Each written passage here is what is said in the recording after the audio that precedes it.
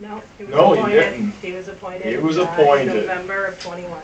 Yeah, but I think he was appointed to finish out Mr. No, he was on the board before that. Yep, He correct. was, but he wasn't the The chair. chair is The just chair's a voted on position. That has annually. nothing to do with The the chair is appointment. voted on by them, not me, so. You got the motion? Yeah. Campbell, No. DeShano, No, Class, Yes. Cruz, Yes. Davison. Yes. And then I make a motion to reappoint Gary Roof on the planning commission for another term, for another 3-year term. Well, actually, Just hang on. if he's running for election, you can't really, you should not Hang appoint on. him for a 3-year term because. Hang on, you're out of order. Do I hear a second? Second.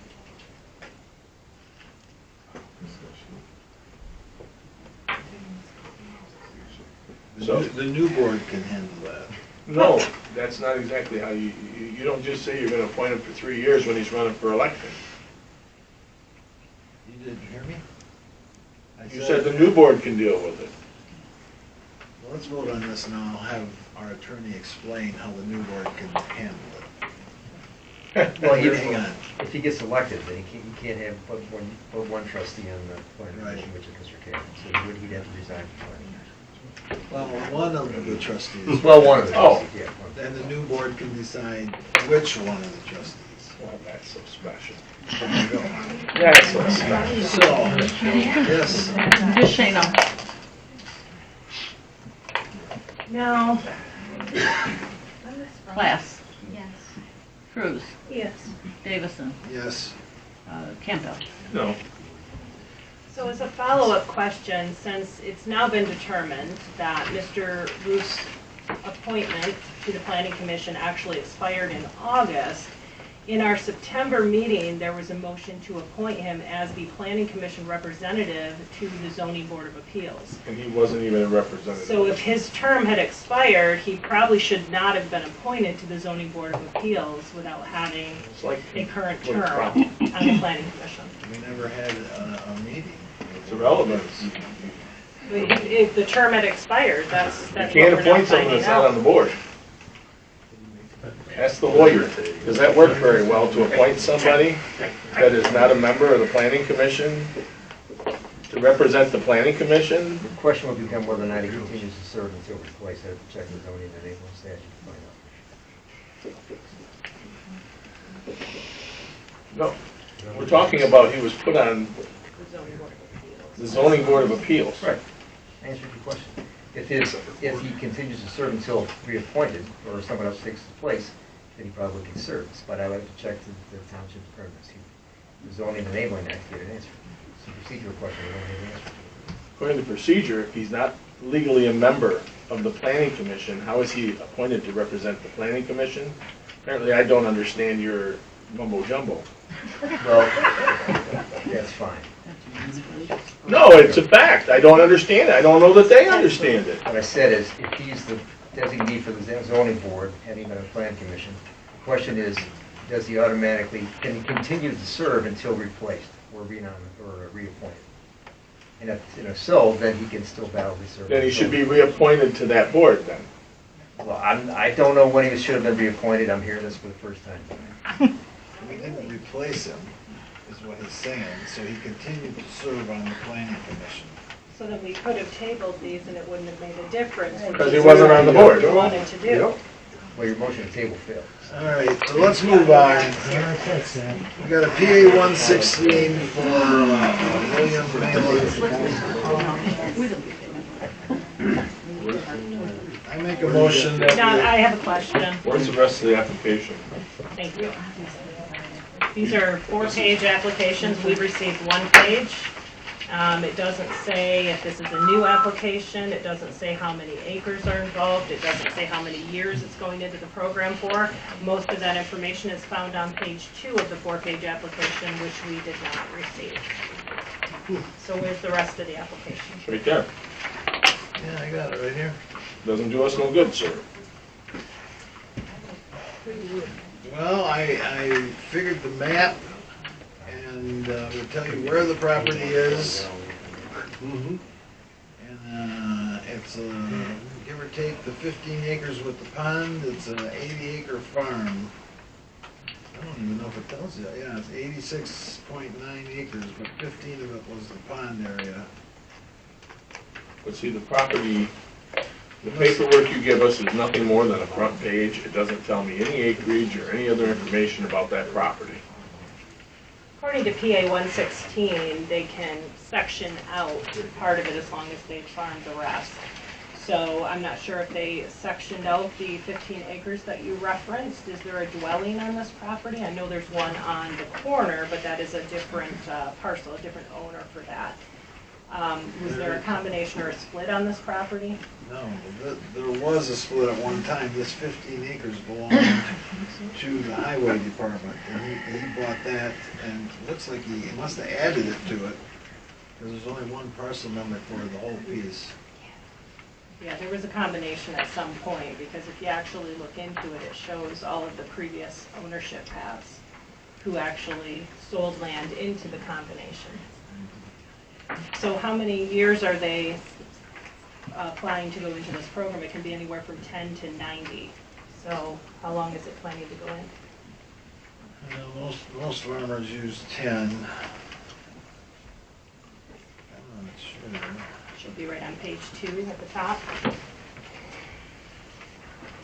And can there be an opportunity maybe to get us a copy of the actual application, because this doesn't tell us anything.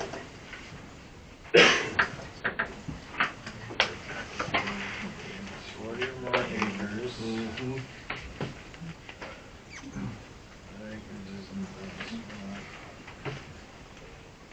Is this property in the solar and wind?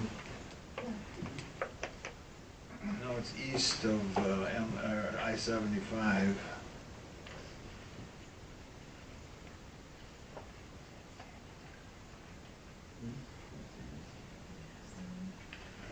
It doesn't say how many years it's being put in for. I think those are things we should know. Can I see that? Should table it until you guys can review it. Well, I know they have lots of acreage in PA 116, so I know they know how to fill it out, but I don't see it there. On this page.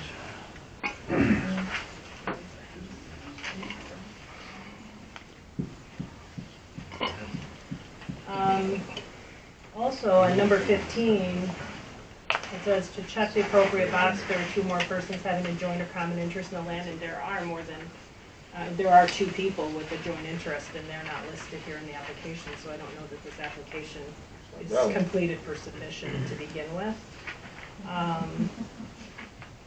So it says 40 acres or more. It's interesting, on the application you get from the state, there's actually a spot that says how many years you're putting it in, from 10 to 90.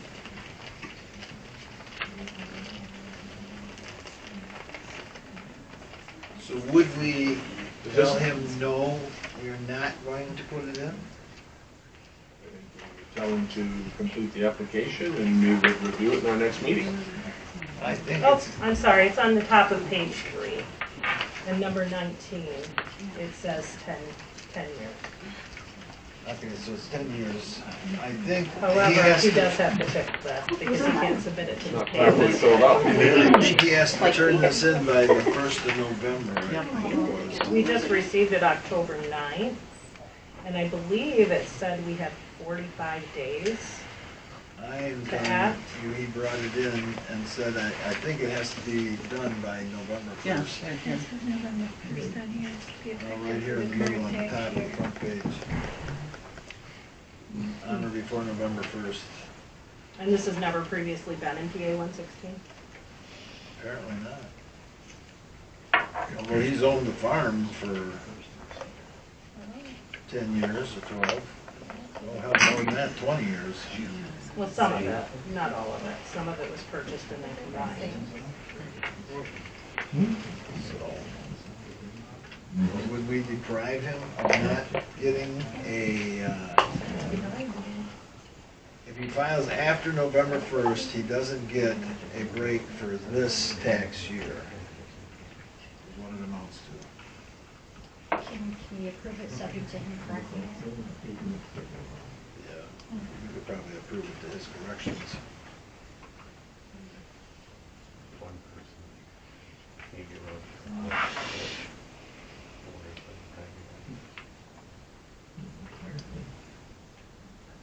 The fact that we didn't have all the paperwork. Well, we had all the paperwork. You might have. This is what I got on Saturday, sir. I know, that's what I gave you. Day late and a dollar short. There definitely needs to be a correction on number 15.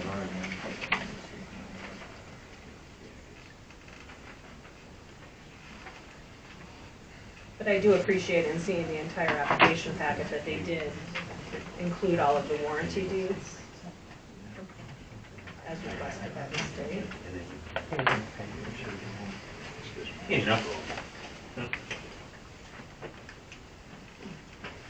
So what's your pleasure? You gonna tell them no or what? I make a motion that we accept the PA 116 with number 15 correction. I guess it's corrections or actually It needs to be filled out. It's not properly filled out. filling out number 15. Do I hear a second? Second.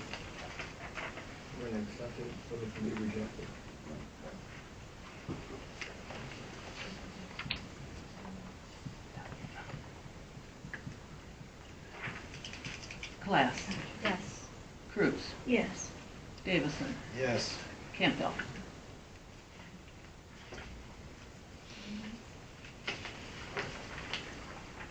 Yes, once the paperwork's all finished, I want to see it before we sign off on it. This has got to be finished.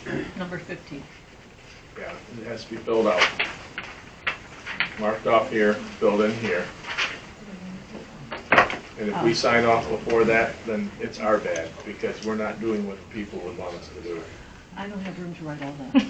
I'm I'm teasing, I'm Right, just Shano. Well, you benefited from this. No, I don't take it out on him, that was my smart aleck remark. Shano. Yes. I'm sorry. But I don't have room.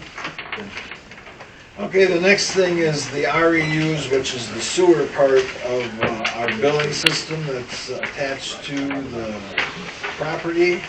Just so everybody knows that REUs run 1 year in the rears. Meaning, and I'll give you the big example. When COVID hit, if you owned a restaurant, you paid one more year's worth of sewer bills, the same as if you were in business. But at the other end, when the COVID quit, because every year we look at how many REUs you use, then we brought the cost of your sewer down. When you went back into business, that you could have people in the restaurant again, you had 1 year of the low cost of sewer until you started using more sewage to bring the bill back up to normal. So the bill is adjusted every year. It might be adjusted by a tenth. It might be adjusted like some of the larger businesses, one of them being the pickle plant in Fraser Township. And I realize we're in Caucaland, but we own Fraser Township's sewer line. And Bayview Foods is gonna go up 36 REUs. Just so you know, it's because they're expanding. They got the new pickle plant in there from the fire they had a couple years ago. And as they expand, their REUs go up. So when they ship water down the system at night, do they pay for that? Yes. Okay. We monitor it to make sure it gets paid for. Just asking. So, I make a motion that we accept the adjustment in the REUs for 2024's tax assessments. I just have a quick question. So earlier, trustee Campbell asked about each REU, the equivalency to a residence, that it was 21 units. units. Now, obviously, in residential homes, you have a minimum sewer charge of 21 units, regardless of how much you use. And if you go above that minimum, then you start getting charged by the unit, correct? Yeah. By Well, like the 20 if you percentage use of REUs. 23. You know, if you use up to 21, you pay for 21. If you use 23, you pay for 23. No, you Right? pay- No, you pay for, You the jump first up a whole unit. 22 is one unit. Okay. So if you had, if you use 23, you would pay for Okay. maybe 1.01 unit. I mean, it goes in percentages then of a unit. Okay, so these commercial entities, like you have Bayview Foods that you brought up, right? Yeah. Their new REU is 459.56 units, right? Yes. So they're going to go up incrementally, just like a residence would, for the amount that they use. But no residence can actually ever go underneath 21 units, right, that first unit. No resident, even if they use 4 units out of those 21, they're still paying for 21. They're getting confused. But they're gonna go up One incrementally. unit is 22, I think it's 21, I think it's 21. 21 gallons or whatever it is, 21 hundreds, right? So it's 2,100 gallons. Yeah. So, So a unit, these, on Bayview Foods is units. So and then if you look at the last column on the right-hand side of this particular bill is where the county is recommending that we raise Bayview Foods 36.16 units, REUs. But we have some here that we're dropping like 0.5%. We're dropping, what is this one here? Frank's Great Outdoors is going down 0.57. Yeah, McDonald's is going down, looks like 0.11. There usually isn't a lot of big drops. Well, obviously during COVID, the second year, there was a lot of restaurants and everything got dropped. so what I want to clarify, to make sure I understand it, is you're saying that the 21 units that is our sewer minimum for residential homes is actually billed as one unit. One REU. Okay, so basically what we are charging them then at 36 would be the $71 a residence pays as a minimum charge times 36. That's what I'm trying to get at, Correct.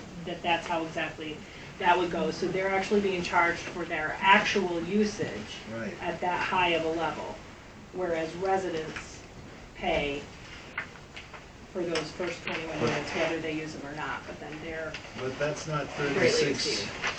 REUs total. It's going up 36 Oh, I REUs. apologize, I grabbed the wrong one. So 459.56 Is there unit? Yes. is their actual number. I apologize. Do I hear a second? I made a motion to accept the, Yeah, I had that on there. okay. So Charlie, made it, second.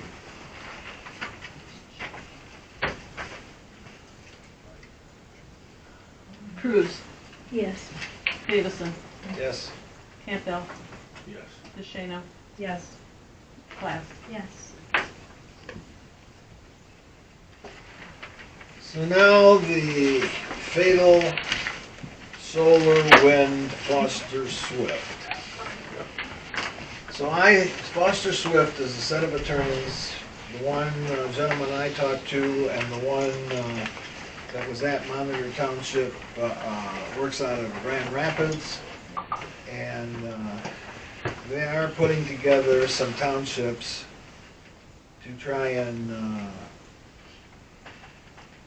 for lack of a better word, slow down what the state has said they're going to do. From certain wattages, the state has control, they've taken it away from the townships.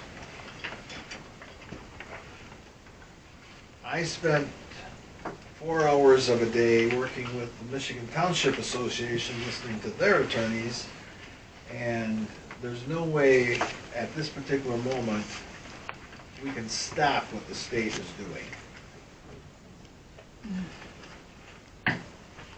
Foster Swift is saying that if we designate a certain acreage, that we would have at least some control of where the solar or wind goes. Now, obviously in Caucalan Townships, the state is not going to fight Eagle, which is the old DNR, which says that because of the birds and the geese and the swamp, that everything east of I-75 is, you can't put windmills on. So we already have some control in Caucalan Township of the windmills. We tried several years ago to designate an area which, according to the attorney for Foster Swift, would probably have to be some kind of industrial park. The only logical place that has a good-sized area with not a lot of homes in it for an industrial park would be south of Linwood Road up by I-75 towards the west. Because there's quite a bit of farmland in there. What I don't know, and I did not ask him even though I spent an hour on the phone with the Foster Swift attorney, is that if we, and maybe you can answer this, okay, if not, I can get I can call this guy and get an answer, but if we designate an area for I'll just throw this out. Let's say we say 200 or 300 acres west of I-75, south of Linwood Road is designated as Caucalan's Industrial Park. Do we have to have the owner of the land, or we're just doing like the Planning Commission does, saying this area would be our industrial park? Can you answer that question? Well, you do that through your zoning process. These are lawful activities, you gotta allow them, but you have to allow them in a Right, compatible way with the right, state right. statute, which is the problem. Foster Swift is trying to find a way to have it both ways, to have a compatible statute, or excuse me, an ordinance compatible with the statute, and to allow its use, but still limited to a level which the township can accept. So that's the needle we're trying to thread. That's what it amounts to, is it's kind of like putting perfume on a pig. When you get all done, you're going to have a pig. But we would have control of maybe where it goes and how much can go. Well, I just happened to sit in on one of those phone conversations that took place, Zoom meetings, that's what it was, in Beaver Township. And at that point, they had 45 or 48 townships already on board, where you're modifying your ordinance so that they just can't walk in. Because if you say they can't come, then you just gave them all the firepower they need. So then, yes, you're right. It's called making the ordinance a little bit more compatible. And if you're making it a little bit more compatible, then what ends up happening in the end,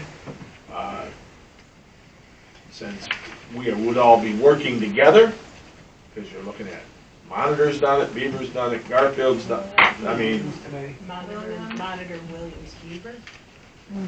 and Garfield was one of the first. So, and what was done, and what they're doing, is if we were to sign in, they would help us to accomplish the task of modifying the ordinance, is what they were talking, so that we would have a fighting chance in front of the Public Service Commission, and that as well, if it had to go in front of the Public Service Commission, because as a township we said no, And they said, well, there's nothing that says you can't go here, then there's certain dollars that are allotted to help you.